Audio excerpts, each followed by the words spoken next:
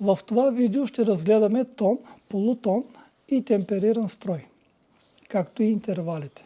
Нека ви разкажа поредния анекдот. Знаете ли каква е разликата между добрият и лош диригент? Разликата е, че на добрият партитурата е в главата му, а на лошият главата му е в партитурата. В европейската музика темпериран строй е музикална система, при която октавата е разделена на 12 еднакви полутона. Полутон е най-малкото разстояние между два тона. На клавиатурата всеки клавиш на полутон разстояние от съседния.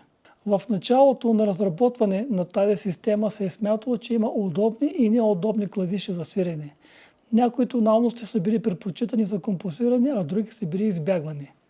Бароковият композитор Йохан Себастиан Бах решава по гениален начин този въпрос, като композира еднакви по жанр произведения във всички полутонове и ги обединява в цикъл добре темперирано пиано.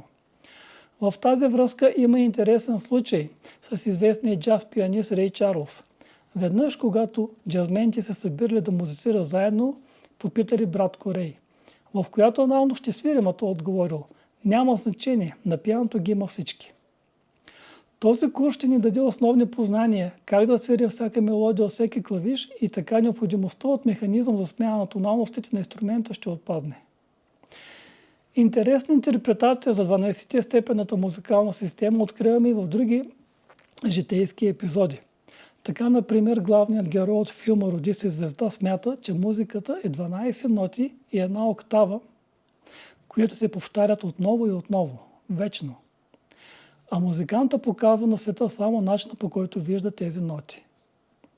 Съществуват три основни цвята и виждаме какъв е резултатът от тяхното комбиниране. Според индийската класика Бхагавад Гита, материалната природа се състои от три качества: проявление, добро, страст и невежество, чиято комбинация създава многообразието в природата. Можем да направим заключение, че 12-те тона, въпреки че нямат нюанси, както посочените по-горе примери, ако се причупят през творческата креативност на индивидуалния творец, могат да предоставят неограничени начини за емоционално въздействие.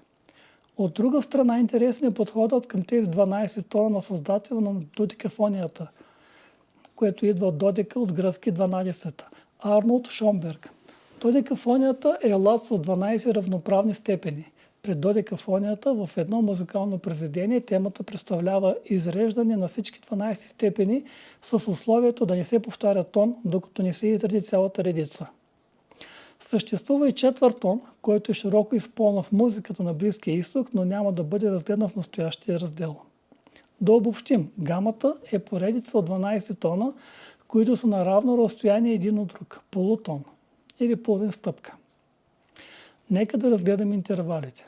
Интервал е разстоянието между две музикални тона, степени. Интервал е най-малкото разстояние между два клавиша на хармониума. В случая между тези два клавиша, между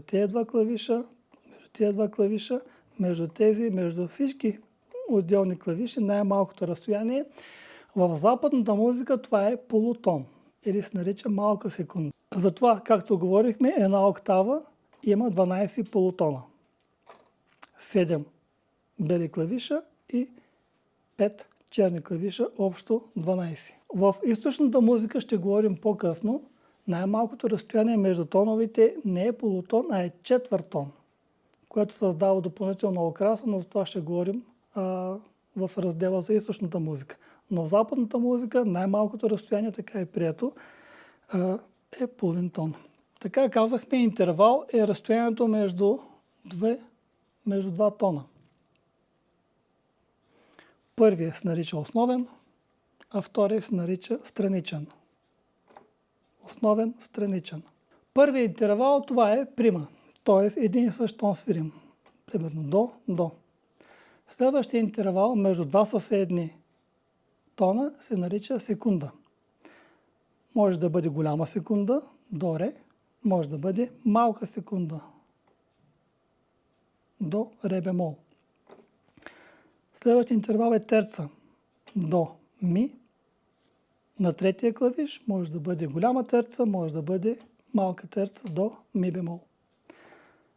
Другия интервал на четвърта степен от основния тон е кварта, до фа.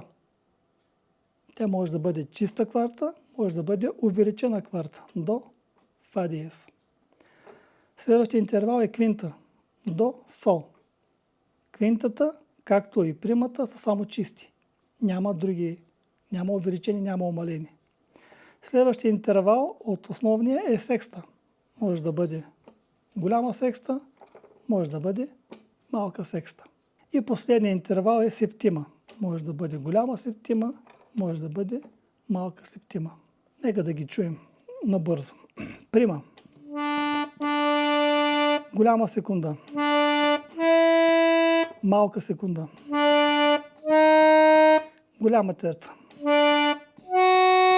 Малка терца. Кварта. Увеличена кварта. Квинта. Голяма секста. Малка секста. Голяма септима. Малка септима. И съответно октава.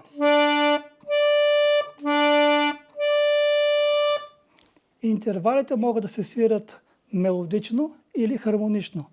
Мелодично означава последователност, т.е. както ги свирих сега.